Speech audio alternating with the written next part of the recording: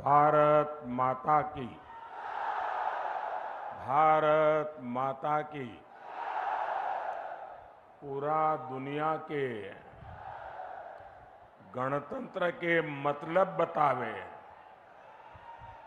आज सिखावे वाला हाजीपुर के ई महान धरती के प्रणाम करत हते।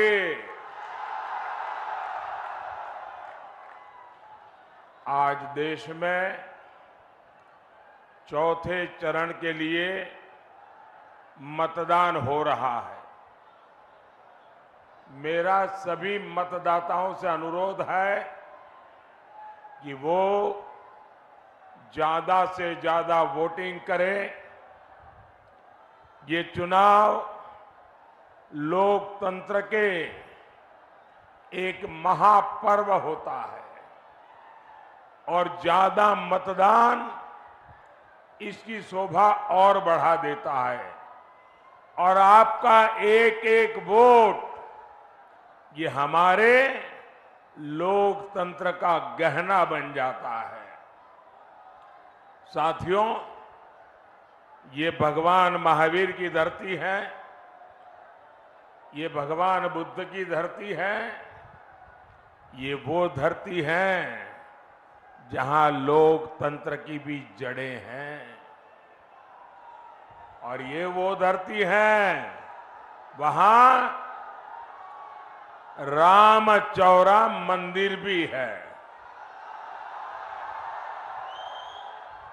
और मान्यता है कि यहां हमारे प्रभु श्री राम के चरण पड़े थे। इसलिए हाजीपुर आकर आपसे आशीर्वाद लेना मेरे लिए बहुत बड़ा सौभाग्य है। साथियों, ये पहला लोकसभा चुनाव है जब हम स्वर्गीय रामविलास पासवान जी की अनुपस्थिति में लड़ रहे हैं। रामविलास जी सामाजिक न्याय के सच्चे साधक थे और हाजीपुर के प्रति उनका लगाव, हाजीपुर के प्रति उनका समर्पण ये हमेशा हमेशा याद रहेगा। हाजीपुर के लिए उनके सपनों को पूरा करने के लिए हम सब संकल्पबद्ध हैं। साथियों, 4 जून बहुत दूर नहीं है। 4 जून को सुबह के इस समय सबकी नजर टीवी पर होगी, रेडियो पर होगी, सोशल मीडिया खंगालते होंगे और आप जो आशीर्वाद दे रहे हैं वो 4 जून को एक के बाद एक भाजपा एनडीए के विजय की ओर आगे बढ़ता जाएगा। और चुनाव के परिणाम क्या कहेंगे? चुनाव के परिणाम क्या कहेंगे? फिर एक बार, फिर एक बार, फिर एक बार एनडीए को दिया आपका वोट केंद्र में मोदी की मजबूत सरकार बनाएगा। आरजेडी, कांग्रेस या इंडिया अलायंस को तो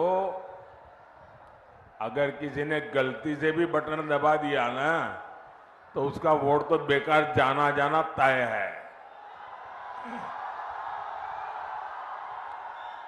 और बिहार के लोग तो समझदार है, वो बेकार जाने वाली चीज कभी करते ही नहीं है। और इसलिए अपना वोट सरकार बनाने के लिए दीजिए, देश बनाने के लिए दीजिए, आपके भविष्य के लिए, आपके बच्चों के उज्जवल भविष्य के लिए दीजिए। आपका वोट एनडीए को दीजिए। साथियों, बिहार के लोगों के सामर्थ्य और बिहार के लोगों की समझदारी का मैं बहुत सम्मान करता हूं, लेकिन मुझे ये देखकर दुख भी होता है कि सामाजिक न्याय के नाम पर लालटेन वालों ने बिहार में कितनी अंधेर गर्दी फैलाई। इन लोगों ने बिहार के लोगों को गरीब और अभाव में धकेल दिया, जंगल राज दिया। इन लोगों ने सबको बर्बाद किया और खुद अपने आलीशान महल खड़े कर दिए। क्या ऐसे लोग बिहार का कभी भी भला कर सकते हैं क्या? कर सकते हैं क्या? आरजेडी कांग्रेस में बिहार को आगे बढ़ाने की इच्छा शक्ति ही नहीं है। वे तो सोच रहे हैं अभी जितना समय बचा है, खुद का जितना लूट सके लूट ले।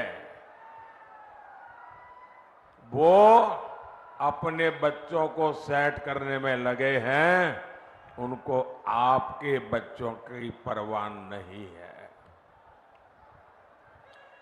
आप लोग यहां एक कहावत कहते हैं ना निमन गीतिया गाइब, ना मड़वा में जाइब।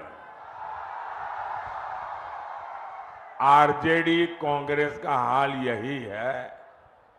ये लोग विकास के कार्यों से भागते हैं क्योंकि उसमें मेहनत लगती है, खुद को खपाना होता है। इन लोगों के नकारे पन्ने बिहार के कई अमूल्य दशक बर्बाद किए हैं। ऐसे लोगों से हमें बिहार को बचाकर रखना है। भाई और बहनों, आरजेडी हो, कांग्रेस हो, इन दोनों पार्टियों ने अब तुष्टीकरण को अपना सबसे बड़ा राजनीतिक हथियार बनाया है। आजकल आप देखते होंगे इंडी अलायंस का हर दल राम मंदिर के लिए बद्दी बद्दी बातें कर रहा है। राम मंदिर को गाली देकर, उसका बहिष्कार करके ये आपको चिढ़ा रहे हैं। क्या ऐसे लोगों को आप माफ करेंगे क्या? ऐसे लोगों को कोई माफ कर सकता है क्या? साथियों, आरजेडी कांग्रेस की प्राथमिकता आप लोग नहीं है, बल्कि उनका अपना वोट बैंक ही है। अभी आपने सुना होगा बिहार में जंगल राज लाने वाले जो व्यक्ति है, जो चारा घोटाले में अदालत ने सजा की हुई है, गुनहगार माना है, उन्होंने अभी अभी एक बयान दिया। उन्होंने कहा कि मुसलमानों को आरक्षण दिया जाना चाहिए और वो भी पूरा का पूरा, यानी दलितों, पिछड़ों, आदिवासियों को मिलने वाला पूरा आरक्षण ये अब सिर्फ मुसलमानों को देना चाहते हैं। भाइयों बहनों, मैं भी आप ही तरह अति पिछड़े समाज से आता हूं। मैं जानता हूं ऐसा सुनकर के उनकी बेचैनी कितनी बढ़ जाती है। उनको लगता है हमारा तो भविष्य डूब जाएगा। हमारे दलित भाई बहन, हमारे आदिवासी भाई बहन, हमारे पिछड़े, हमारे अति पिछड़े अगर धर्म के आधार पर आरक्षण के नाम पर उनको बाबा साहब ने जो अधिकार दिया है, संविधान ने जो अधिकार दिया है, वो अगर लूट लिया जाएगा तो इनकी तो आने वाली सारी पीढ़ियां बर्बाद हो जाएगी।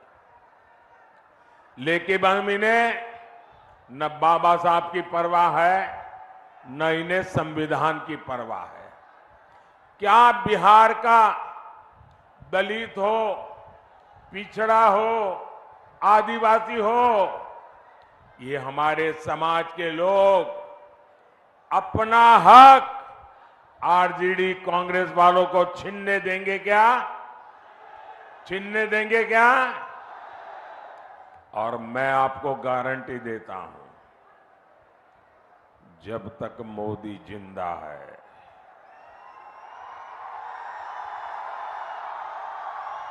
ये आपके अधिकारों पर डाका नहीं डाल सकते। ये आपके आरक्षण को छीन नहीं सकते।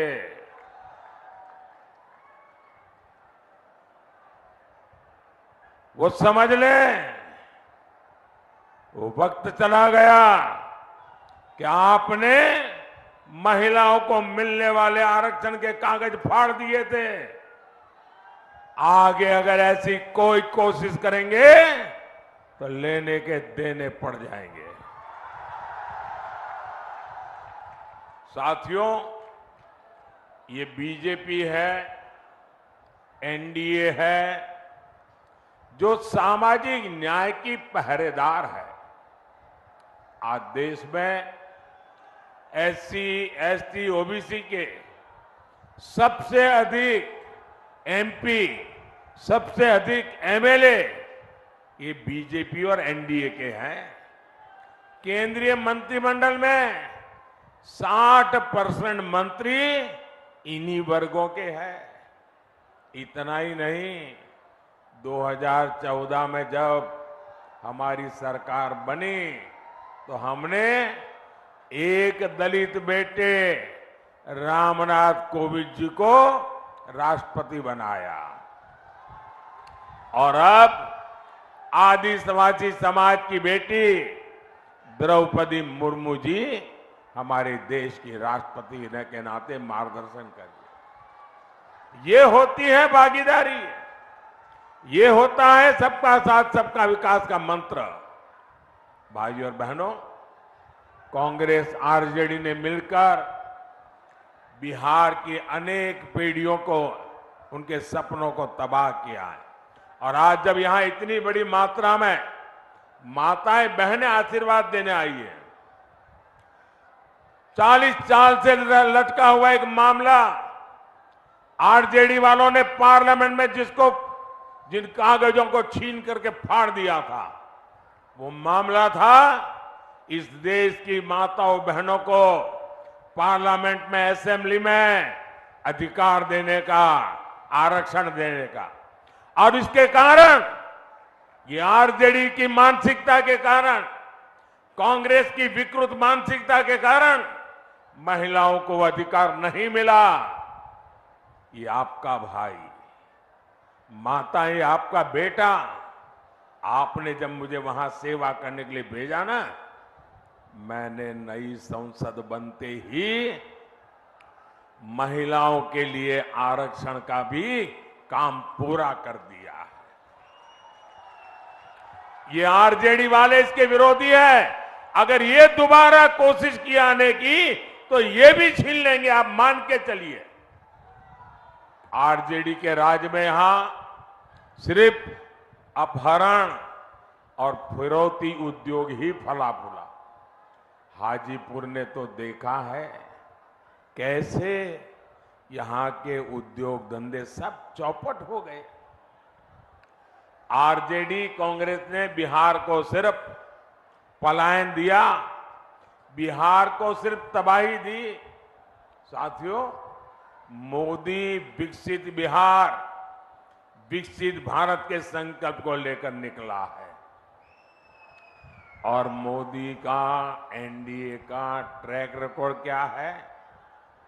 हमारा ट्रैक रिकॉर्ड भ्रष्टाचारियों को खोज करके सजा देने का है। मैं देश को, आप लोगों को एक आंकड़ा देता हूं, आप लोग ध्यान से सुनेंगे आंकड़ा, ये आपको काम आएगा। ये जो टीवी पर आप नोटों के पहाड़ देखते हैं ना, ये राजनेताओं के यहां से पकड़े जाते हैं। ये गरीब का पैसा है और ये गरीब के पैसों की लूट मुझे सोने नहीं देती है भाइयों। जब केंद्र में ये आरजेडी और कांग्रेस वाले सरकार चलाते थे, तब ये ईडी जो कर रहे हैं ना, ये क्यों चिल्ला रहे हैं मैं बताता हूं। ये ईडी ने उस समय कितना रुपया जब्त किया था मैं बताऊं? उस समय उन्होंने कांग्रेस के 10 साल में सिर्फ 35 लाख रुपया जब्त किया था। पूरे देश में से 10 साल में 35 लाख रुपये, मतलब जो बच्चा स्कूल जाने का बैग लेके जाता है ना, वो बैग में आ जाए, स्कूल बैग में भर जाए, इतने 35 लाख रुपया जब्त किया था। और चोरी करने वाले चोरी कर रहे थे। मोदी ने, ये जो चोरों ने रुपया पैसा गरीबों का लूटा है, उनके यहां सर्च की। 10 साल में मोदी ने कितना रुपया जब्त किया बताऊं? मोदी ने 2200 करोड़ रुपया जब्त किया है। उन्होंने जो पैसा जब्त किया था वो स्कूल बैग में आ जाए इतना था। मोदी ने जो पैसा जब्त किया है, अगर उन पैसों को ले जाना है तो जो छोटे ट्रक आते हैं ना, 70 ट्रक लगते हैं, 70 ट्रक, 70। कहां एक स्कूल बैग वाला पैसा और कहां 70 ट्रक भर करके पैसा। और ये चोरों को नींद उड़ गई है और इसलिए मोदी को गाली दे रहे हैं। साथियों, इन लोगों ने आपको लूटकर, नौकरी के बदले जमीनें लिखवाकर दिल्ली और देश में जो जायदाद बनाई है, वो अब सब एजेंसियों ने जब्त कर ली है। और मैं आपको भरोसा, गारंटी देता हूं, जिसने गरीब से जमीन छीनी है वो बच कर के नहीं जाएगा। साथियों, मोदी के सेवा काल में भारत में देश की अर्थव्यवस्था तेजी से आगे बढ़ रही है। और जब अर्थव्यवस्था आगे बढ़ती है तो उतने ही रोजगार के भी मौके पैदा होते हैं। पिछले 10 साल में बिहार में 1400 किलोमीटर नई रेल लाइनें बिछाई गई। बिहार में 400 से अधिक रेलवे फ्लाईओवर और अंडरपास बने। कोई मुझे बताइए, क्या बिना रोजगार को एक काम हुआ होगा क्या? छूमंतर करके जैसे रुपये ले जाते हैं वैसे पुलिया भी बन जाती होगी क्या? किसी को तो रोजगार मिला होगा ना, तब जाकर के बना होगा। पिछले 10 साल में बिहार में 3,300 किलोमीटर के नेशनल हाईवे बने हैं। मुझे कोई बताए भाई बुद्धिमान, 3,300 किलोमीटर हाईवे क्या बिना रोजगार दिए बन जाते हैं क्या? लगातार चौड़े हो रहे हाईवे हो, एक्सप्रेस हो, बिहार में खाद के कारखाने का काम हो, थर्मल पावर प्लांट हो, गंगा नदी पर बन रहे अनेकों बड़े पुल हो, पटना में मेट्रो में चल रहा कार्य हो, नेचुरल गैस का नेटवर्क हो, गांव-गांव तक उज्ज्वला की गैस पहुंचाने का नेटवर्क हो, ये सब रोजगार की गारंटी होते हैं, रोजगार की गारंटी। लेकिन जो अपने बाप दादा की कमाई खा करके जीते हैं, उनको रोजगार क्या होता है इसकी समझ तक नहीं है जी। अभी मोदी ने तय किया है कि बिहार के 90 से ज्यादा रेलवे स्टेशनों को आधुनिक बनाया जाएगा। क्या ये बिना रोजगार पैदा किया होगा क्या? पिछले 10 साल में मोदी ने देश के 4 करोड़ पक्के घर बनाकर गरीबों को दिए हैं।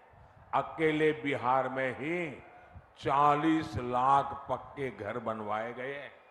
इन घरों के लिए जो सीमेंट सरिया आया है, ईंट बालू आया है, वो भी मोहल्ले की दुकान से ही तो गया है। इन सबका लाभ बिहार के नौजवानों को ही तो हुआ है। उन्हें रोजगार के, व्यापार कारोबार के नए अवसर मिले हैं।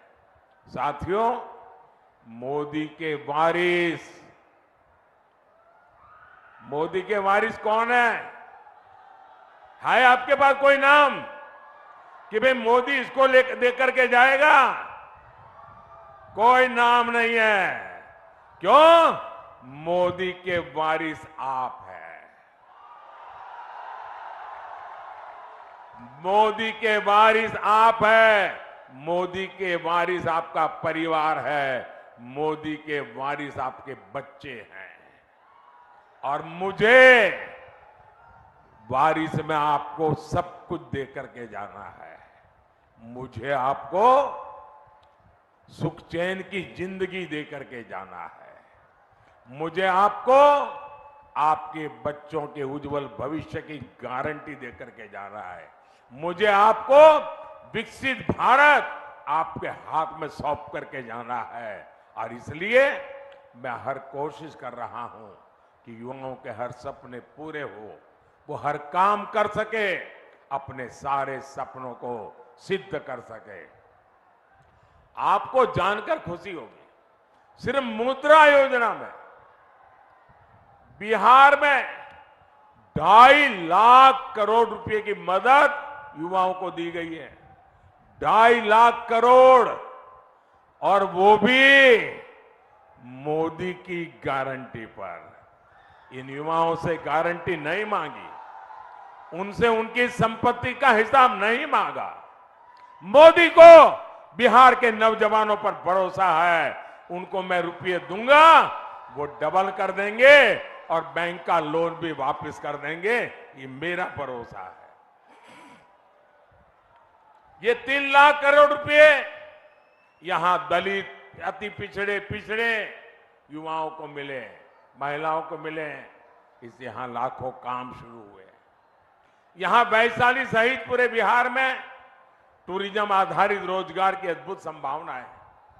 यहां बुद्ध सर्किट योजना के तहत काम चल रहा है। इससे भी क्षेत्र में रोजगार के नए अवसर बनेंगे। साथियों, विकसित बिहार, विकसित भारत के लिए आपको 20 मई को ज्यादा से ज्यादा मतदान करना है। करोगे? ज्यादा से ज्यादा मतदान करोगे? पुराने रिकॉर्ड तोड़ेंगे? रामविलास को जितने वोट मिले हैं, मुझे चिराग के लिए उससे ज्यादा वोट चाहिए। रामविलास जी के आत्मा को चिराग के जीतने से शांति नहीं होगी, रामविलास को मिले वोट से ज्यादा वोट मिलेंगे तब जाकर के रामविलास जी को शांति होगी। और इसलिए इस बार जब आप वोट देंगे ना, तो एक वोट की ताकत है आपके चिराग का जीतना, और उसी वोट की आत्मा है रामविलास को श्रद्धांजलि। भाइयों बहनों, मैं चिराग के लिए इसलिए नहीं आया कि उसको मुझे जिताना है, वो तो जीतने वाला ही है। मैं यहां आया हूं रामविलास जी का कर्ज चुकाने के लिए।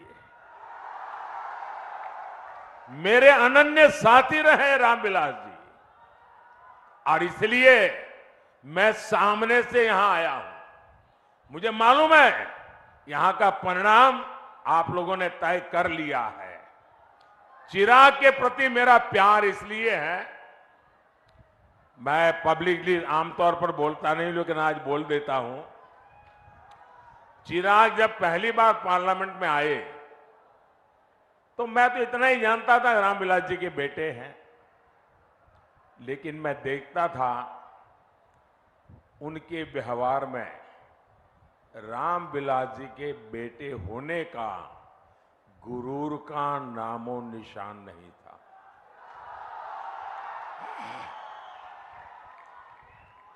ये बहुत बड़ी बात है, और मैं इसके लिए उनकी माता जी को सारे क्रेडिट देता हूं। आपने इसको ऐसा संस्कार दिया, गुरूर का नामो निशान नहीं। दूसरी बात, मैंने एक बार हमारी कैबिनेट में कही थी, शायद चिराग को भी पता नहीं होगा, रामविलास जी कैबिनेट में थे। मैंने कहा कि मैं देखता हूं कि चिराग जब पार्लियामेंट चलती है वो पूरे दिन सदन में बैठता है। सॉरी, मैं जरा तूतारी कर देता हूं कि मैंने उसको बेटे की तरह देखा है, वरना वो हमारे माननीय सांसद है। पूरा समय पार्लियामेंट में वो बैठते थे 14 से 19। मैंने कैबिनेट में कहा, मैंने कहा देखिए भाई, इस बच्चे में सीखने की, जानने की इतनी लगन है, वो एक एमपी के रूप में इतना कोशिश कर रहा है सीखने की, और मैं मानता हूं एक सांसद के रूप में चिराग सफल सांसद है। आपके इस बिहार के सच्चे प्रतिनिधि है, और इसलिए आप जब चिराग को वोट देंगे ना, तो वो वोट सीधा सीधा मोदी के खाते में जाएगा। अच्छा, मेरा एक काम करेंगे, जरा सब बताइए, मेरा एक काम करेंगे। ऐसे नहीं, चिराग की बात कर रहा हूं तो बड़ा उत्साह आ जाता है, मेरी बात करता हूं ठंडे पड़ जाते हो। जरा हाथ ऊपर करके बताइए, मेरा काम करोगे? देखिए, यहां से जाने के बाद ज्यादा से ज्यादा घरों में जाइए, ज्यादा से ज्यादा परिवारों में जाइए, और जाकर के कहिए कि मोदी जी आए थे, मोदी जी ने आपको जय श्री राम कहा है, मेरा जय श्री राम पहुंचा दीजिए, मेरा जय श्री राम पहुंचा दीजिए। बोलो भारत माता की, भारत माता की, भारत माता की। बहुत बहुत धन्यवाद।